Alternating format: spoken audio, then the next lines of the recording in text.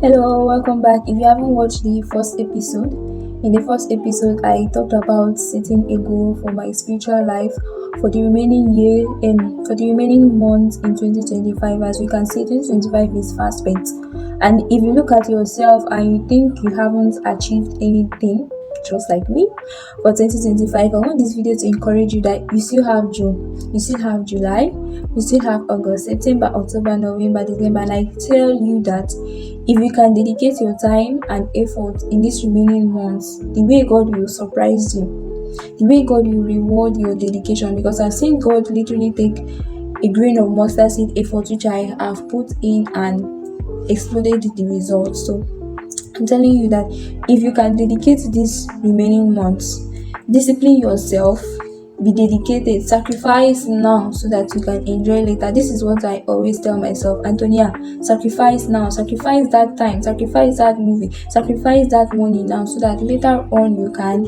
enjoy. So today in this video, I'll be setting a goal for my academic life. So I'm a 400 level student of the Department of Medical Rehabilitation, University of Nigeria, Enugu campus, and I'll be writing my third PhD exams this year. I'm not really sure of when, but I'm thinking it should be around October or November. So in my second PhD, what medicine students write as second MBBS, yes, we write the same exam that medicine and surgery students write their second MBBS. We in medical rehabilitation, we write that exams as well. And so during the time of preparing for that exams, my goal then was just to pass. Like, I was under so much pressure that I couldn't even see myself getting a distinction. I just wanted to pass. So I just wanted to pass. I had no working plan. I had no goal, nothing. And so what was the result? The result is that I actually failed anatomy. So I had to resit anatomy. And by the grace of God, I was able to pass. I didn't have to repeat or have an extra year. And so I don't want that kind of pressure or that kind of experience in my third PhD exams, and so I want to prepare on time. My goal is to get 3 distinctions. So we are doing pathology, we are doing pharmacology, and the baba of them all is my clinical education. Clinical education is where I'll be learning the practicals of being a physiotherapist. And so it's really important, because if you're not able to get up to 50% in Viva, you failed. Even if you got distinction in pathology and pharmacology, you've totally failed, and you have to visit clinical education. And I don't want to have any receipt this year at all. I am just in my penultimate year, meaning that I'll be graduating next year, and I don't want any receipt in my 400 level. I don't want any receipt in my 500 level. I want distinctions. I'm usually a straight A student, but since I got into the university, I've been dealing with a lot, honestly.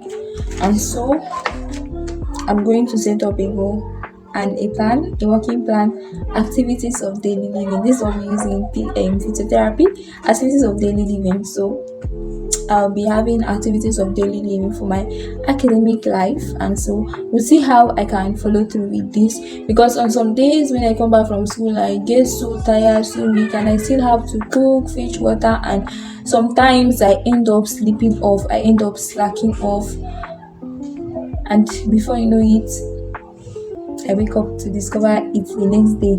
I didn't read for that day.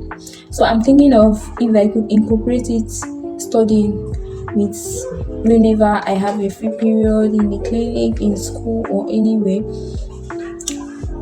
and then studying when I get back from school as well. So I really need a lot of discipline to be able to achieve this goal. Is it achievable? Of course it's achievable, but I need to discipline myself. It's going to require I spend a lot of time. I have to sacrifice a lot of time, a lot of things that I love doing, to be able to achieve this goal. So let's get right into it. Goal.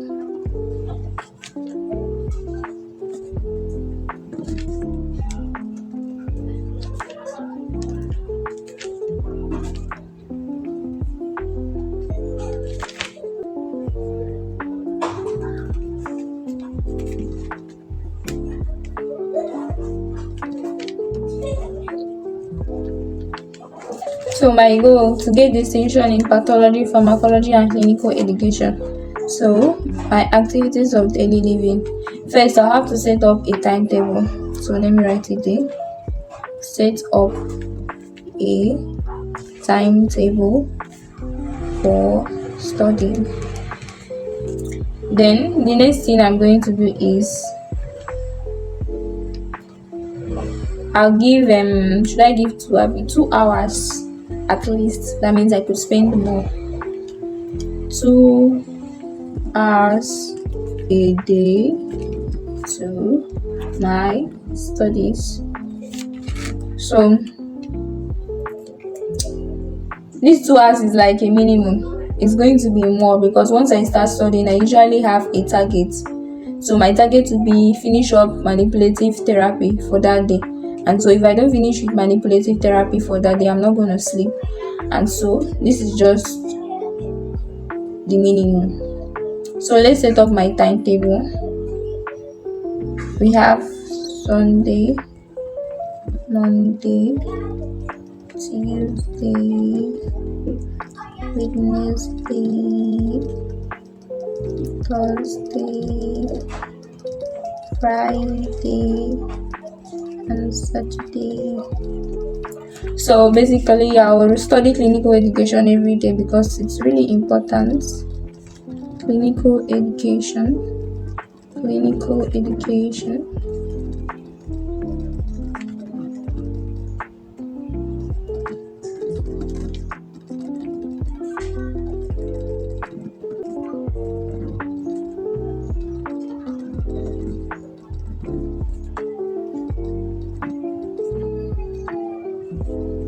Then I'll have to spread pathology and pharmacology across the days. So I'm putting pathology on Monday because we are supposed to be having pathology classes on Mondays. Then I'll put pharmacology on Fridays because we're supposed to be having pharmacology classes on Friday, although we've not started pharm classes yet, but we started part classes. Then I'll spread the remaining. I'll put pharmacology on Sunday, and then Saturday is going to be a kind of review day, so I'll review everything, both clinical education, pharmacology, and pathology. But on Sunday is going to be a kind of roughly, because I'll have to have a really nice sleep rest on Sunday, as it's the only day I have that I don't have to work. Yes, I work. It's the only day I don't have to go to school.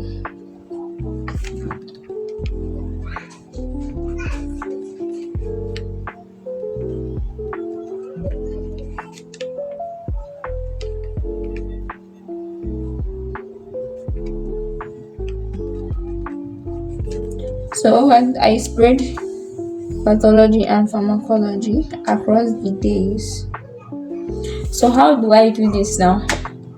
I'll be back from school roughly by 7, and I have other things to do. Should I start? I'll start studying from 8 to 10. Then 10 to 12 will be for my tech skills. That's once I get my laptop charger back. So that will be from 8 p.m. to 10 p.m. So that's it for this video. In my next video, I'll be talking about my journey as a virtual assistant. In fact, see you on the next video. Bye. Thank you so much for watching.